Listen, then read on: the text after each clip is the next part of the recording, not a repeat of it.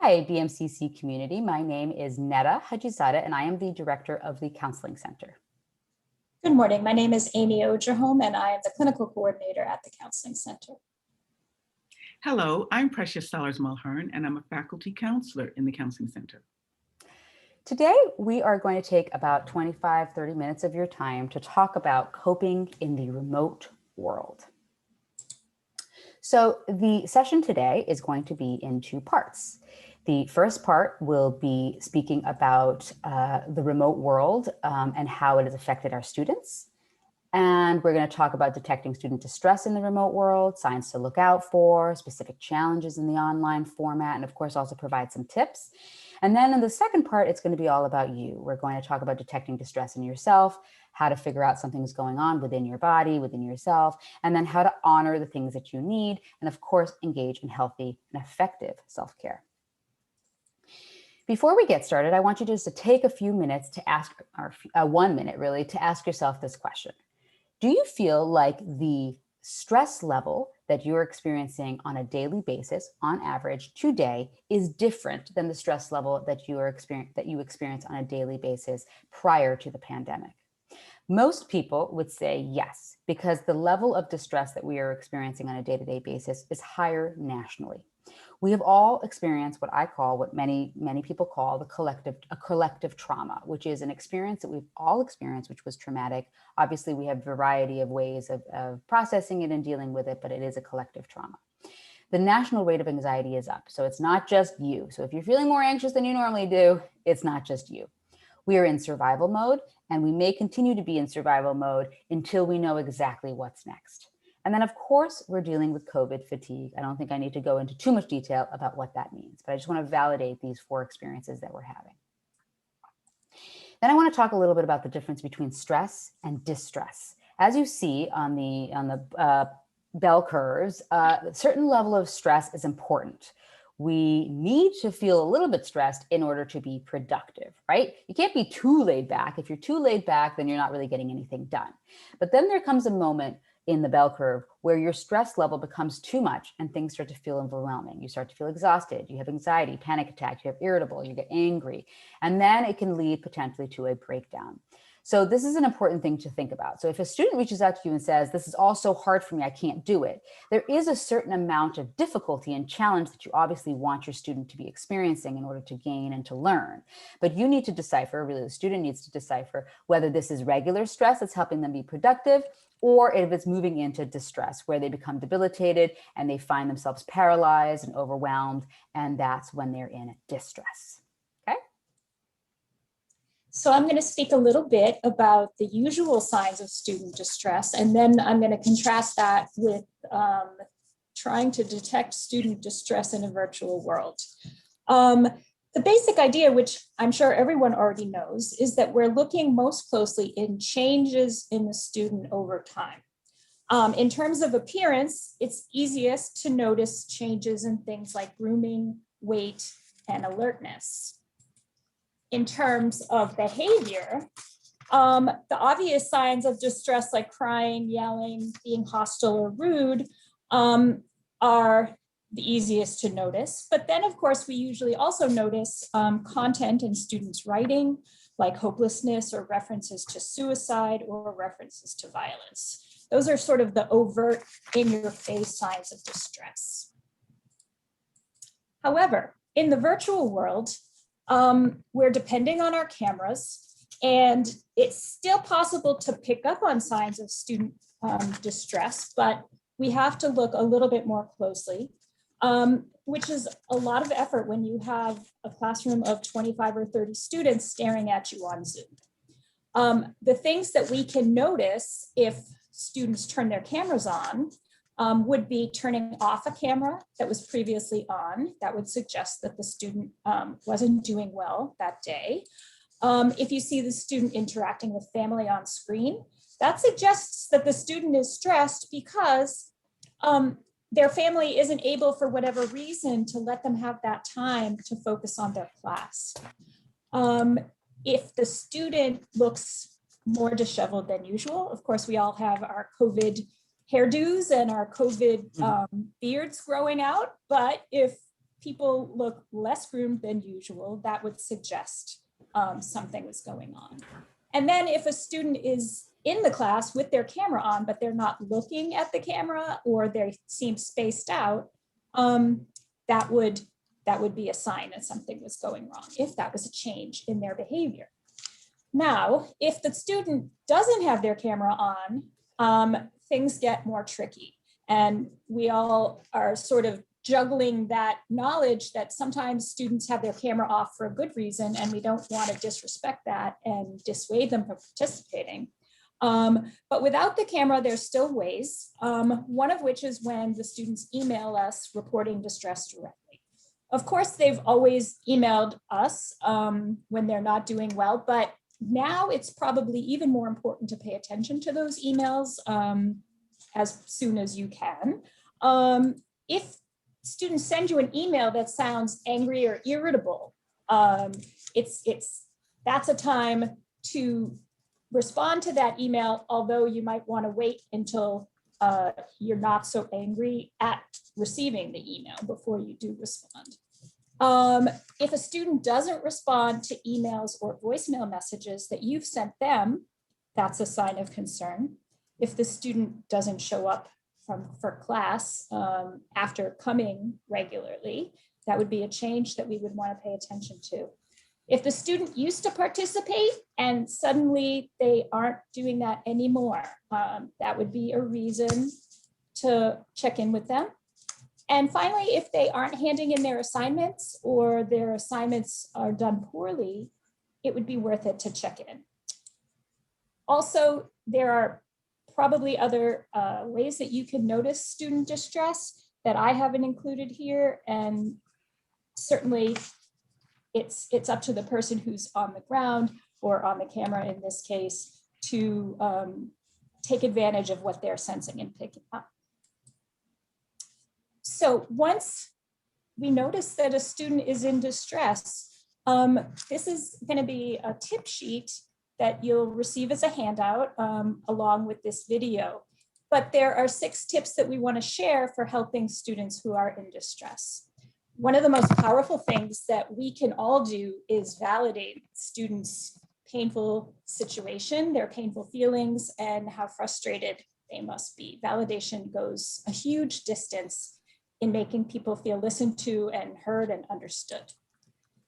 Students are often including an awful lot of emotional content, and it's important to sort of get to the bottom of what it is that's causing them to become so emotional. So you need to ask clarification questions and help focus them. It's also important to know, as much as we want to help, there's limits to what we can do. If you're a professor, you're not being paid to sort of do the counseling with the student. And it's something that you don't have time to do, even if you have a counseling background. You need to prioritize how you help students, because there are so many things that they're going to be presenting to you. It's useful to focus on things that can be concretely addressed with them.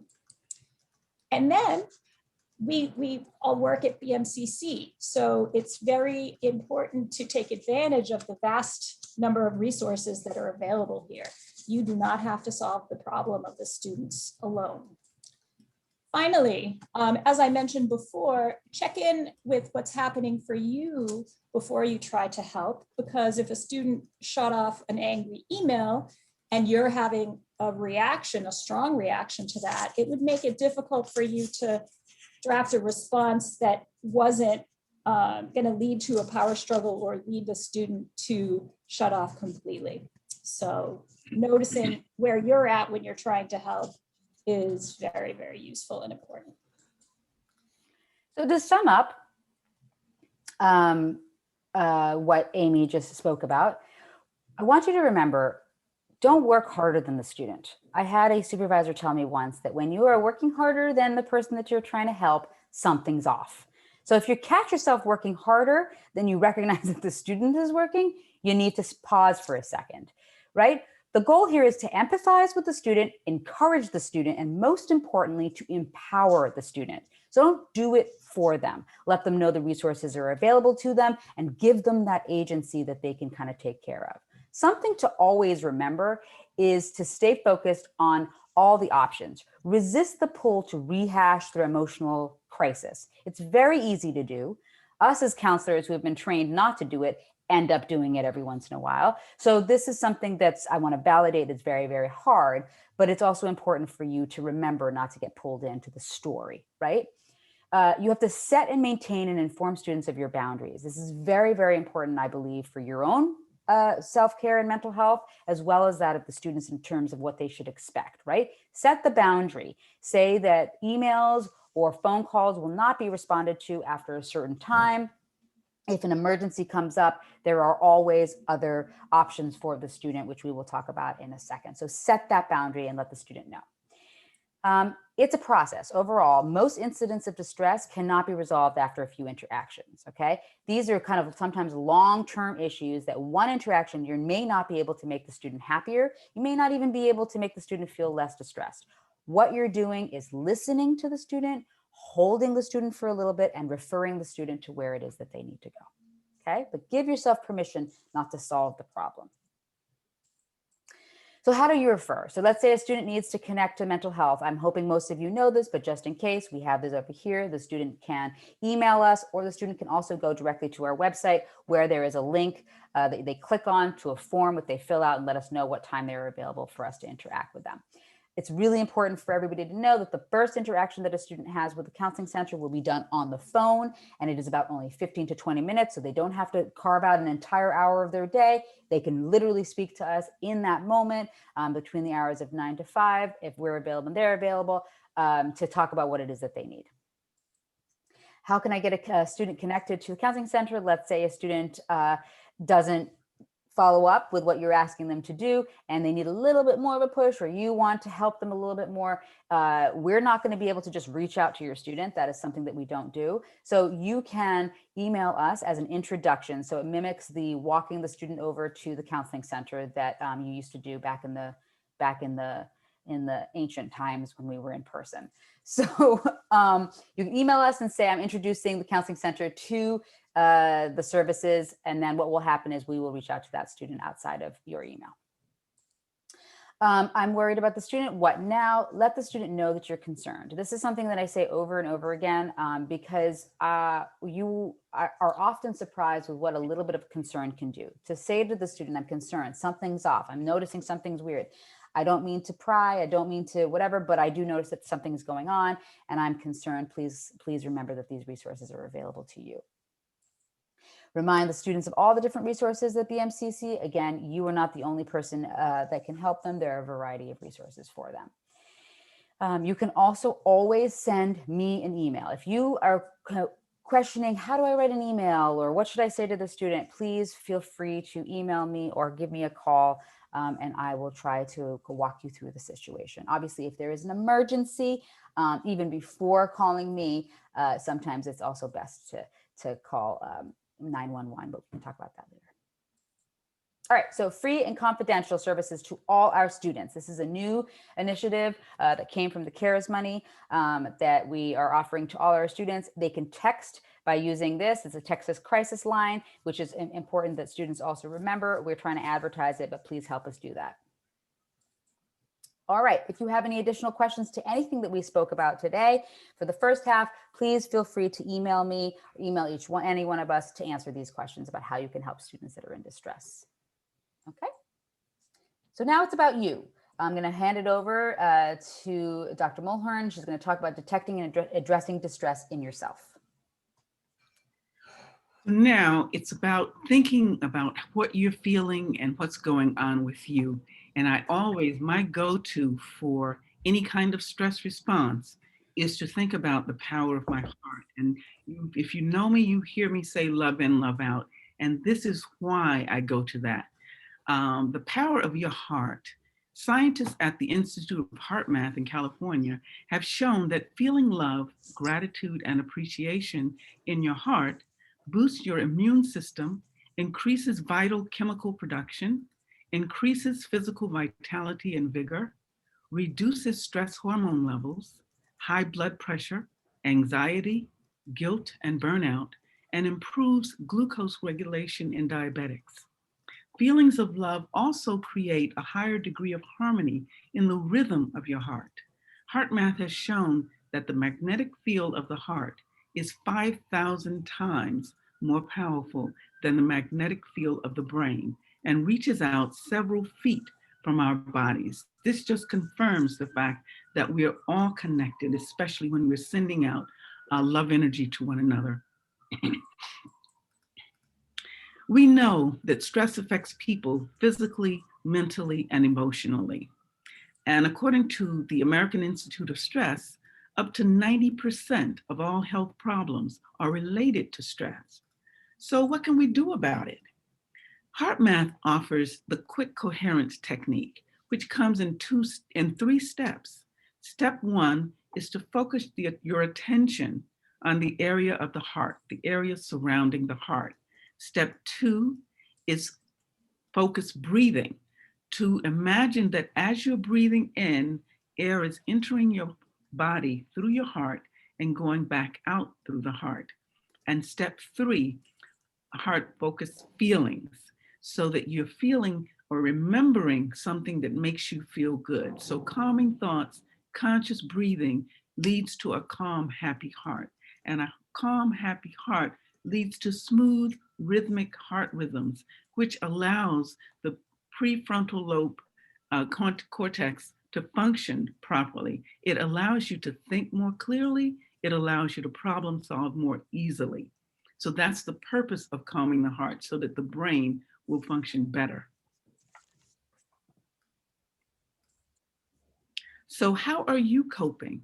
Take a moment to think about the strategies that you have put into place since we've gone into this pandemic, how it was in the beginning, and how each of us have learned different strategies that work best. I know for me, it's a matter of getting a tiny little office space put together, raising the laptop, getting more lighting, all the different things that you have done to make this work for you. So think about all of that. And think now about one positive experience that you have had since March 2020. I know for myself, one positive experience is that I've had more time to read, because I've always had a very long commute. And even though I moved closer to work, I still have traffic to deal with, and I never know how much time it's going to take. It can take a half an hour, 2 hours. Sometimes it takes even longer than that. So that really cuts down on the amount of time that you have for something like reading. Audiobooks, great, but to actually read a book, this time has allowed me to do that. So what changes would you like now?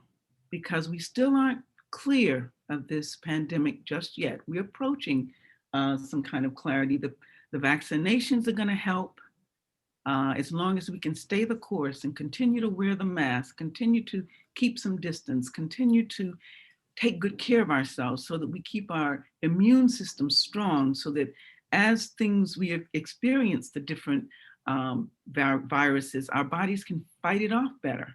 So we need to remember how to do all of those things and think about more changes that you can make and more strategies that you can add to your coping toolbox.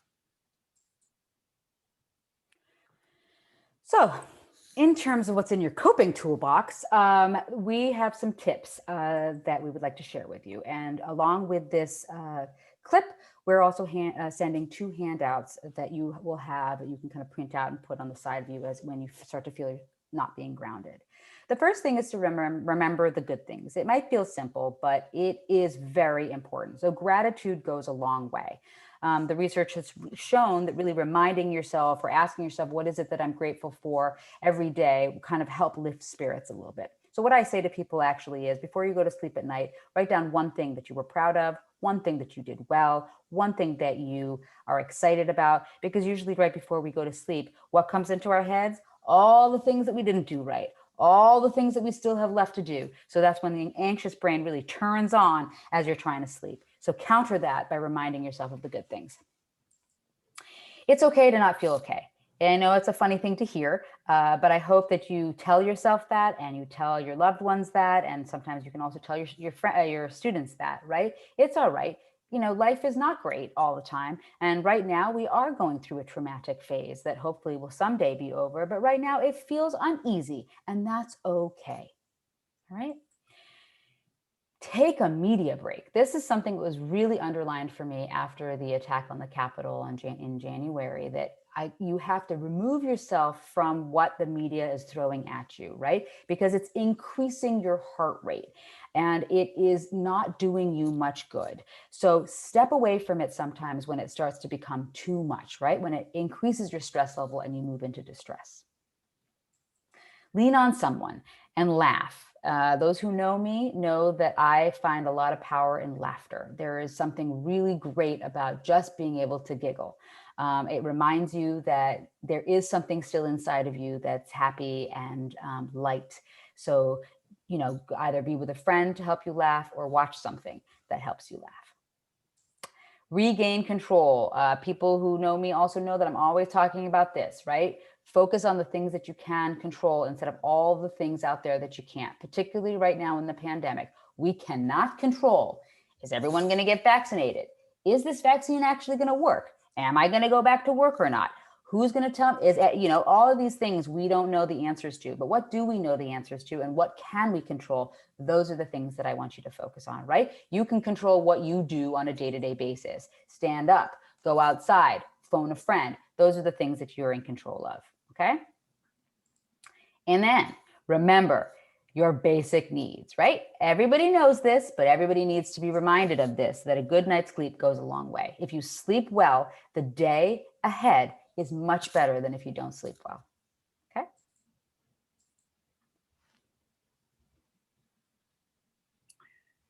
And now it's time for us to experience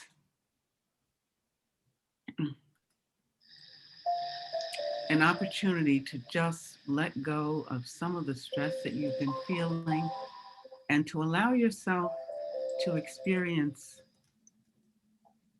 something good inside.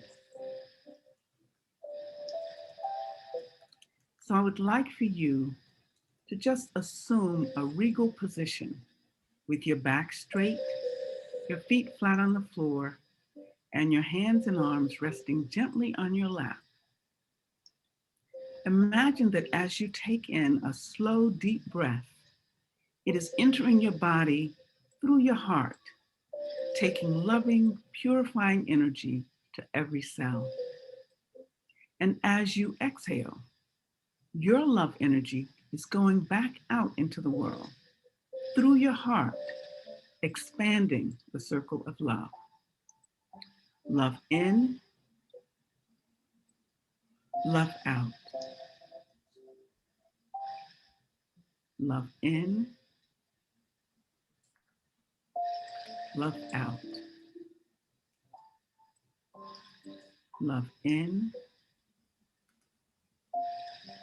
love out. The following are beneficial statements that you may repeat while you're in a very relaxed state of mind. Repeat mentally after me. My increasing mental faculties are for serving humanity better. Every day, in every way, I'm getting better, better, and better.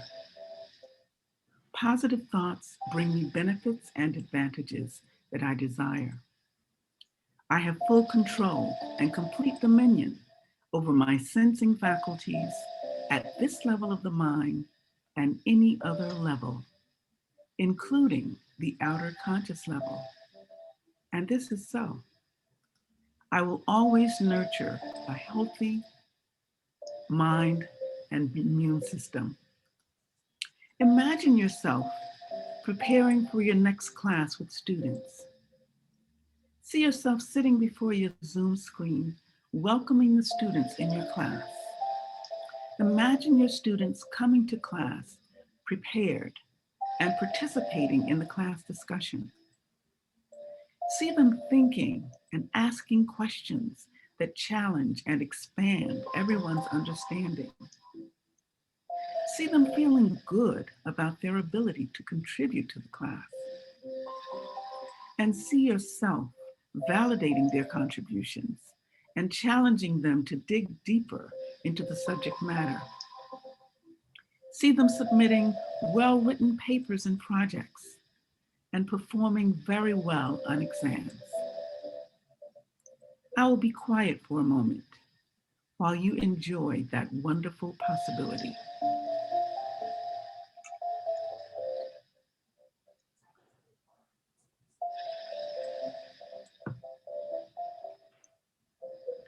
In a moment, I will count from 1 to 5. And at the count of 5, I will cause a sound with my fingers. At that moment, you will open your eyes, being wide awake, feeling fine, in perfect health, feeling better than before. 1, 2, coming back slowly. 3, at the count of 5, you will open your eyes, being wide awake, feeling fine and in perfect health, feeling better than before. 4, 5, eyes open, feeling fine, in perfect health, feeling better than before. Welcome back. How do you feel?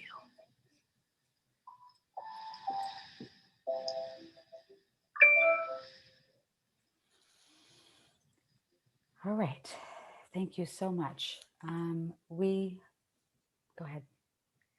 Last, we would like to remind you of a quote that I experienced with Dr. Roger Junkie, who taught us Tai Chi Easy. And that quote is, "The first step toward improving the world is actually quite reasonable. Simply, independently, and calmly improve yourself." Thank you. And thank you to all for listening and working with us to help both our students as well as each other through this very, very difficult time. Take care of yourselves. Bye-bye. Bye-bye. Bye-bye. Thank